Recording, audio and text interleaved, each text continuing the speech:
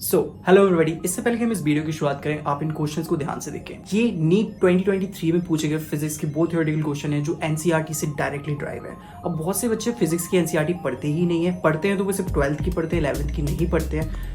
आपको 12th की पढ़नी है, 11th की पढ़नी है, एंड क्या पढ़ना है क्या नहीं पढ़ना, एंड ऐसी बहुत सारी इंटरेस्टिंग चीजें हम इस वीडियो में डिस्कस करेंगे। और ये भी डिस्कस करेंगे कि what should be your most ideal plan and strategy for your NEET 2024. So let's get started.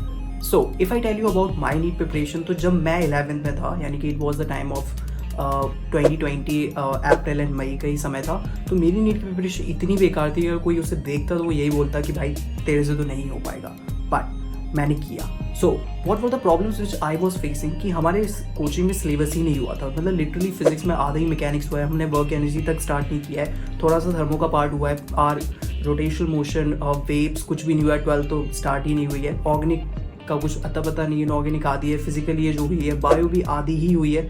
So that was like कि 11th खत्म हो चुका है स्कूल में, लेकिन कोचिंग में खत्म नहीं हुआ है, और मेरा तो खुद नहीं हुआ। So that was the most important thing. तो अगले पूरे एक साल I was struggling between the 11th and 12th and boards. So there was so much drama going on. उसके साथ साथ कोविड आया, मैं कोचिंग नहीं जा पाया, एंड देन आफ्टर मुझे घर में रहना पड़ा, फिर घर के distraction. Even after all these things I finally secured All India Rank 5 in NEET 2021 and my score was 715 out of 720. Now the question arises, even after all these things, मैंने ये कैसे किया? So हम इस वीडियो में बात करेंगे कि आखिर in 1 year I just make myself from zero to hero. So let's get started. NEET 2024 के लिए कुछ इंटरेस्टिंग स्टडी वीडियोस एंड इसके साथ साथ जो शॉर्ट नोट्स एंड क्विजेज होती हैं वो सब हम लेके आने वाले हैं। So please do subscribe this channel and also Telegram channel का लिंक मैंने पिन कमेंट में दिया हुआ है और डिस्क्रिप्शन में मिल जाएगा, उसे ज्वाइन कर लेना, because so much work we are going to put on you. अभी डिपेंड करता है कि आप कितना काम करते हैं। लेट्स सी आपके पास कितना समय है। सो आपका नीट का एग्जाम होगा 5 मई 2024 को। यस, बिकॉज 5 मई को संडे है एंड ऐसा कोई कोविड वगैरह कोई ऐसा सीन नहीं होने वाला मोस्ट प्रोबेबली कि आपका एग्जाम पोस्टपोन होगा या कुछ होगा, तो ऐसा कुछ भी नहीं सोचना है।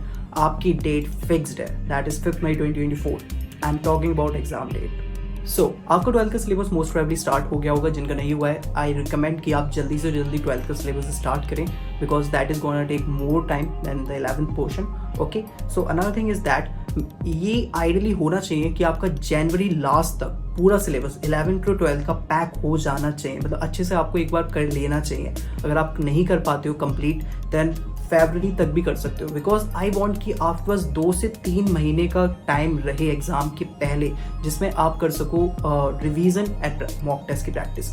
ये दोनों चीज़ें हैंड इन हैंड चलती रहती हैं कि आपको चीज़ें रिवाइज भी करनी है, आपको चीज़ें मॉक टेस्ट भी देनी है, and you have to be ready for it. Another thing is that कि आपको 2 से 3 महीने का समय चाहिए होता है, जो आपने इतनी सारी चीज़ें बिखेर के रखी हुई हैं कि कोई सिलेबस वहाँ डला है, कोई यहाँ डला है, उन सारी चीज़ों को समेटने के लिए आपको समय चाहिए, और 2 से 3 महीने चाहिए ही चाहिए। इसलिए ये ज़रूरी है कि आप अपना सिलेबस टाइम पे कंप्लीट करें। Okay, coming to another important point, that is मेरा एक बैचमेट था जो मेरे से मतलब मेरे ही बराबर था। मतलब हम अगर बात करें स्कोर्स को लेके, सो दैट वाज कभी कभार वो मुझसे भी अच्छा स्कोर करता था, मैं अपनी तारीफ नहीं कर रहा हालांकि। सो मतलब अच्छा करता था, but the thing is that जब हम कोविड में आए, वो घर चला गया और मैं अपने घर पे था। सो व्हाट हैपेंड कि उसने अपना सिलेबस बहुत जल्दी कर लिया, इधर उधर से देख दाख के, मतलब इतनी जल्दी कर लिया कि उसका अक्टूबर में ही सिलेबस खत्म हो गया, और मेरा हुआ जनवरी लास्ट तक, और फरवरी तक मेरा भी सिलेबस चलता चला गया। Okay, but the thing is that उसके फिर जो बाद में वो जो मॉक टेस्ट देता था उसमें मार्क्स नहीं आते थे। सो ये गलती मेजर स्टूडेंट करते हैं कि उनको लगता है कि हम सिलेबस जल्दी जल्दी कर लें, है ना, और देन आफ्टर फिर हम क्या करेंगे, मॉक टेस्ट, इतने सारे मॉक टेस्ट लगा लेंगे और फिर हमारा स्कोर बहुत ज़्यादा हाई चला जाएगा।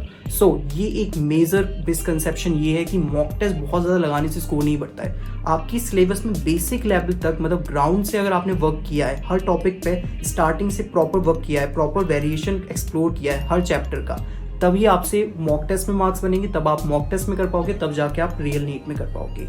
ओके, सो ऐसा नहीं करना है कि बहुत जल्दी जल्दी भाग के सिलेबस को एकदम कर लेना है, यहाँ से वीडियोस देख ली, वहाँ से देख लिया। सो ये गलती कभी नहीं करनी है। सिलेबस को एक सही समय से, जिस चैप्टर को जितना समय देना है उतना समय दो, एंड उसको प्रॉपर तरीके से करो, and then after move to the next chapter, then move to the next chapter and complete the whole syllabus systematically, and at last फिर आप मॉक टेस्ट पे आए। जल्दी करने की कोशिश ना करें। एक चीज़ और है कि बहुत से स्टूडेंट क्या करते हैं, वो स्किप कर करके पढ़ते रहते हैं। उनको लगता है ये मोस्ट इंपॉर्टेंट टॉपिक है, इसको कर लेते हैं, चैप्टर का बाकी हिस्सा इंपॉर्टेंट नहीं है। अगर आप अभी हो, आपके पास 1 साल है, एक काफ़ी सफिशिएंट टाइम होता है किसी के लिए, चाहे आप ड्रॉपर हो चाहे 12th के हो, दोनों के लिए वीडियो है। आप के पास इतना सफिशिएंट टाइम है कि चैप्टर को आप स्टार्टिंग से पढ़ें, हर टॉपिक को पढ़ें, बिकॉज क्वेश्चंस अभी कहीं से भी आ रहे हैं, चाहे वो थ्योरेटिकल क्वेश्चंस वो कहीं से भी क्वेश्चंस आ रहे हैं। सो इट्स नॉट लाइक कि ये मोस्ट इंपॉर्टेंट टॉपिक है, वो लास्ट में होता है कि आपका सिलेबस कंप्लीट नहीं है तब जाके आप मोस्ट इंपॉर्टेंट चीज़ों में ऐसे में ध्यान देते हो। बट अभी मैं ये कहूँगा कि आपको सारी चीज़ें पढ़नी है, मोस्ट इंपॉर्टेंट ऐसा कुछ भी नहीं है। Okay, coming to another very important thing is that कि आपको अपनी 11th को कभी भी नहीं छोड़ना है। That was the exact case with me. मेरी 11th इतनी वीक थी कि मैं उसे हमेशा मुझे 12th के साथ ही पढ़ना पड़ता था, चाहे मैं उसे 1 घंटा ही क्यों ना दूं दिन का, लेकिन मैं उसे देता ज़रूर था। आपको ऐसा नहीं करना है कि आपने 3-4 महीनों तक 11th पढ़ी ही नहीं, फिर आप 3-4 महीने बाद उठाओगे ना, तो जिस टॉपिक में आप कॉन्फिडेंट हुआ करते थे उसमें अब आप काफ़ी लो फील करने लगोगे और फिर आप वो कॉन्फिडेंट गेन करने में आपको काफ़ी समय चला जाएगा। सो एक टाइम का वेस्टेज है। सो आपको क्या करना है, हमेशा 11th को साथ में रखना है। सो जिन लोगों का 11th वीक है उनको क्या करना है, अपने सबसे पहले जो टॉपिक्स कमज़ोर हैं, बहुत ज़्यादा वीक है, उन पे फोकस करना है, देन जो स्ट्रॉन्ग है उनको रिवाइज करना है। और जिन लोगों का 11th अच्छा था उनको भी 11th लेके चलना है। ऐसा नहीं कि 11th अच्छा है तो उसे छोड़ दो, नहीं, 11th अच्छा है तो रिवीजन के पॉइंट ऑफ व्यू से आप 11th को थोड़ा थोड़ा देखते रहें। That is another very interesting thing. एक चीज़ और आप और कर सकते हो, दिन का 1 घंटा या 2 घंटा आपको 11th को देना है, ऐसा फिक्स कर लो, रात का, सुबह का, वॉट एवर यू वॉन्ट, आप अपने अकॉर्डिंग फिक्स कर सकते हो। अनदर थिंग इज दैट आप सैटरडे को या सैटरडे संडे को 11th और 12th के मिक्स टेस्ट लगा सकते हो। 11th की कोई DPP लगा ली, इस तरीके से 12th का जो आपका रेगुलर टेस्ट चल रहे होंगे कोचिंग में, आप खुद से ले रहे होगे, वो आप चलने दें। 11th की भी आप चैप्टर वाइज टेस्ट लगा सकते हैं, 2-3 चैप्टर का मिक्स लगा सकते हो। That is the overall point is that 11th को कभी भी नहीं छोड़ना है खुद से। So now another thing is that कि आपको हमेशा जो भी, जैसे फॉर एग्जांपल बायोलॉजी है, सो बायोलॉजी में आपको NCERT बेस टू बेस पढ़ना है। केमिस्ट्री में आपको सब कुछ लाइन टू लाइन NCERT पढ़ना ही पढ़ना है। ओके, केमिस्ट्री में चाहे वो फिजिकल केमिस्ट्री हो, चाहे वो इनऑर्गेनिक हो, चाहे वो ऑर्गेनिक हो, तीनों में ही NCERT पढ़ना है। Now coming to the physics, तो फिजिक्स में मैं ये कहूँगा कि 12th की NCERT इज अल्टीमेटली इंपॉर्टेंट। अगर आप 12th के स्टूडेंट हो तो डेफिनेटली बोर्ड तो आपको देनी है, so that is also very important कि आपको फिजिक्स की NCERT के गो थ्रू जाना पड़ेगा बोर्ड्स देने के लिए। और फिजिक्स की NCERT सब क्वेश्चंस आते भी हैं, बहुत इंपॉर्टेंट भी है वो नीट पॉइंट ऑफ व्यू से भी। सो इट इज़ मस्ट कि आप फिजिक्स की NCERT पढ़ें, लेकिन कब? क्या आप चैप्टर खत्म होते ही पढ़ने लगे? नहीं, इतना आपके पास टाइम नहीं होगा, क्योंकि आपको क्वेश्चन प्रैक्टिस भी करनी है, आपको टीचर के नोट्स भी हैं और फिर DPPs भी जो आपको कोचिंग से मिल रही है, so there so much content हो जाएगा, फिर आप ऐसे NCERT लेके नहीं बैठ सकते। तो मेरा ये मानना है, जैसे कोई जब मेजर पोर्शन खत्म हो जाए तो आप 1-2 दिन देके पढ़ लें। जैसे फॉर एग्जाम्पल इलेक्ट्रोमैग्नेटिज्म का पोर्शन खत्म हो गया तो एट लास्ट पढ़ लें, मतलब बाद में जाके भी आप पढ़ लें, लेकिन मैं कहूँगा एग्जाम से पहले आप 1-2 रीडिंग NCERT की लगा ही लें।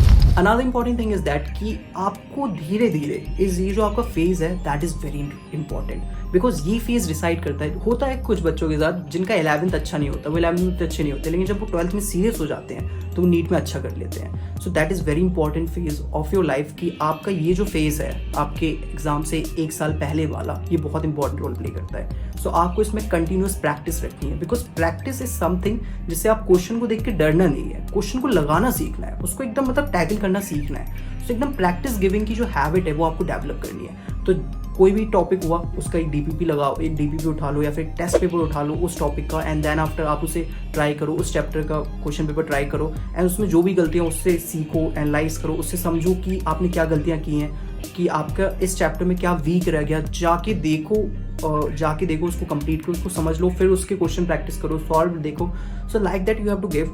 आपको टेस्ट पेपर ट्राई करने, मतलब सबसे पहले तो जो आपको पढ़ाया जा रहा है आपको पढ़ना है, सो आप पढ़ें, देन आप खुद से सेल्फ प्रैक्टिस करें, फिर खुद से एनालाइज करें, फिर दोबारा जाके देखें कि आपका क्या मिस हो गया, कि कुछ भी बचे ना दें, फिर जाके आप नेक्स्ट टॉपिक में स्किप करें जाए। एक्चुअली तो आपको कुछ भी स्किप नहीं करना है। यस, जल्दी सिलेबस कंप्लीट करने की रेस में नहीं भागना है। This is very important. Okay, so जो स्टूडेंट इस साल बोर्ड देने वाले हैं, मैं ये कहूँगा कि थोड़ा सा चल रहा है, क्योंकि बोर्ड का सिलेबस और नीट का syllabus is all the same itself. Okay, so आपको बहुत ज़्यादा परेशान नहीं होना है तीनों में। बोर्ड में भी आपको NCERT पढ़नी है, सो नीट में तो आप फिर पढ़ते ही हो। रही बात हिंदी इंग्लिश की, तो ईजिली हो जाता है, कहानियाँ थोड़ा सा वर्क करोगे, मेहनत करोगे, हो जाएगा, क्योंकि मैंने भी किया है, हो जाता है लास्ट में हिंदी इंग्लिश, इतनी ज़्यादा टेंशन लेने की ज़रूरत नहीं होती है। ओके, सो एट लास्ट मैं कहूँगा कि जो आपका फेज़ है नीट के 1 साल पहले का, नीट एग्ज़ाम के, ये फेज़ काफ़ी अलग होता है। इसमें you have to be serious. 11th में आप भले ही चल रहे हो, लेकिन 12th में, मतलब ये जो आपका 1 साल का फेज़ होता है, इसमें आपको सीरियस होना होता है। आपको एक रिस्पॉन्सिबल स्टूडेंट की तरह आगे बढ़ना होता है, अपने डिसीजंस लेने होते हैं और खुद को सेल्फ मोटिवेट करके चलना होता है। बिकॉज इट्स नॉट लाइक कि कोई आएगा आपको पिन करेगा, मोटिवेट करेगा, तब जाके आप जाओगे, तब जाके आप करोगे। It's not like that. That is your life, your rank, your exam. Okay, and that is what you have to do only, and कोई नहीं कर पाएगा, आप ही कर पाओगे। और इसी तरीके से मैंने अपनी सारी डिस्ट्रैक्शंस, इतनी सारी चीज़ें होने के बावजूद मैं लगा रहा, करता रहा, एकदम लास्ट तक करता रहा। जब तक वो हो नहीं गई, वो रैंक आ नहीं गई, मैं चैन से मैंने सांस नहीं ली बैठ के।